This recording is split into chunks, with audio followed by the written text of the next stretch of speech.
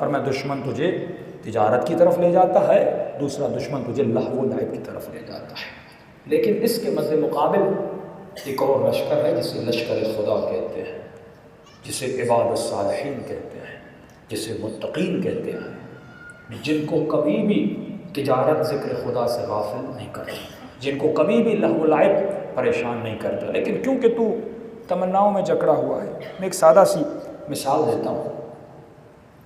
مثلاً آپ کے پاس گھر نہیں تھا، آپ نے کہا خدا ایک گھر دے دے، اللہ نے گھر دیا، پھر گھر مل گیا، ایک کمرے والا تھا، تمنا کی نا، گھر ملا، اب تمنا بڑھی۔ دیکھیے تمنا آپ کے ساتھ کرتی کیا، یہ آرزو، یہ خواہش آپ کو کیسے ڈبوتی ہے۔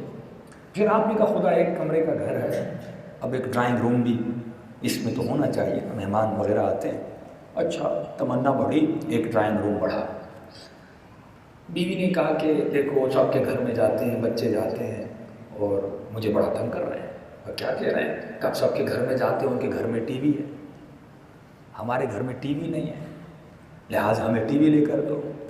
اب اس نے کہا بھائی میری کمائی اتنی نہیں ہے، میری تنخواہ اتنی نہیں ہے، میں ٹی وی کہاں سے لاؤں، گھر کا خرچہ ہی بڑی مشکل سے میں پورا کرتا ہوں۔ بیوی نے کہا بھائی اے کاش میں تم سے شادی نہ کرتی، عورتوں کے تانے شروع، انجینئر سے شادی کرتی، ڈاکٹر سے شادی کرتی، مولوی سے شادی کر کے پھنس گئے، یہ ٹی وی خرید نہیں سکتا، اب کرے تو کیا کرے، ایک طرف بیوی دوسری طرف ٹی وی اور بیوی میں پھنس جاتا ہے۔ اب اس کو کمانا ہے، اب گھر کی خواہش کو کیا کرنا ہے، پورا کرنا ہے۔ اب بیوی اور ٹی وی میں جب پھنسا، تنخواہ بھی کم آئے، ٹی وی بھی لینی ہے، اب اس کی تمنا اس کو حرام میں ڈالتی ہے۔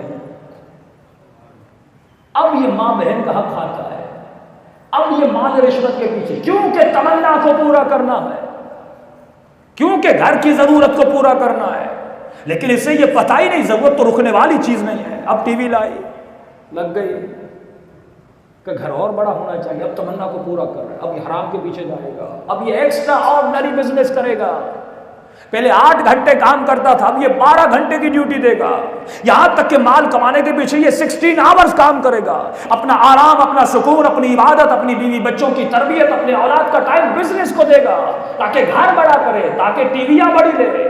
لیکن تمنا تو رکنے کا نام نہیں ہے، بیوی پھر آئے گی، بچے رو رہے ہیں، ہماری ٹی وی 30 انچ کی ہے، وہ ہمسائے کی ٹی وی دیکھو 50 انچ کی سامسنگ کی ٹی وی لائی ہے، تو یہ بھی تو ہمارے گھر میں ہونی چاہیے۔ اب اس نے تمنا کو پورا کرنے کے بڑا ٹی وی لیا، لیکن تمنا رکنے کا نام نہیں ہے۔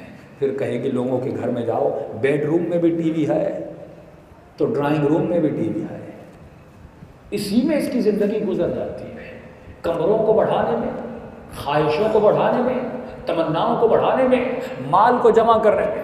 لیکن فرمایا یہ سوچ وہی لگژری لائف اسٹائل کی سوچ، سیلفشنس کی، یعنی اپنا گھر بنانا ہے، دوسروں کے گھر جلے تو جل جائیں، اپنی تمنا کو بڑھانا ہے۔ یہ سپر پاور کنٹریز جو آپ دیکھ رہے ہیں، یہ خود کو بڑھانے کے لیے ملکوں پہ حملہ کرتے ہیں، اپنی طاقت کو منوانے کے لیے۔ سعودی عرب اپنی بقا کے لیے یمن کے جوانوں کو مار رہا ہے، امریکہ اپنی بقا کے لیے 17 سال ہو گئے افغانی مسلمانوں کو مار رہا ہے، یہ اپنی بقا کی جنگ ہے۔ یہی وہ سوچ تھی جس کو حسین ابن علی کیا کرنے آئے تھے، قتل کرنے آئے تھے۔ اب ہمیں کیا کرنا ہے؟ فرمایا دیکھ ایک چیز یاد رکھنا، ہمیشہ روز صبح دعائے احد پڑھا کرو۔ دعائے احد کے 2 جملے ہیں کہ بیعتن فی عنقی، آپ کی بیعت میرے گردن میں امام زمانہ، میں نے آپ سے بیعت کی ہوئی ہے۔ یرونہ بعیدا ونراہ قریبا، آپ کا دشمن آپ کے ظہور کو دیر دیکھتا ہے، یعنی کہے گا دیر سے آئیں گے، لیکن میں آپ کے ظہور کو قریب دیکھتا ہوں۔ یہ دیر دیکھنے والی جو سوچ زمانوں میں ڈیولپ ہو رہی ہے، پتہ نہیں امام زمانہ کب آئیں گے۔ ارے تو دعائے احد میں یہ روز کہتا ہے کہ یہ صفت منافقوں کی صفت ہے جو ظہور کو دیر دیکھے، لیکن جو مومن ہے نراہ قریبا، وہ ظہور کو قریب دیکھتا ہے۔ اور خدا کہتا ہے اس سوچ کو ڈیولپ کر، یہ سوچ حسینی سوچ ہے۔ اگر تم نے موت کو بعید دیکھا تو کبھی غفلت تمہارے وجود سے ہٹے گی نہیں۔ آج 30 سال کے کہو گے میں 60 سال میں مروں گا، اس کا مطلب تو اپنی موت کو دور دیکھ رہا ہے۔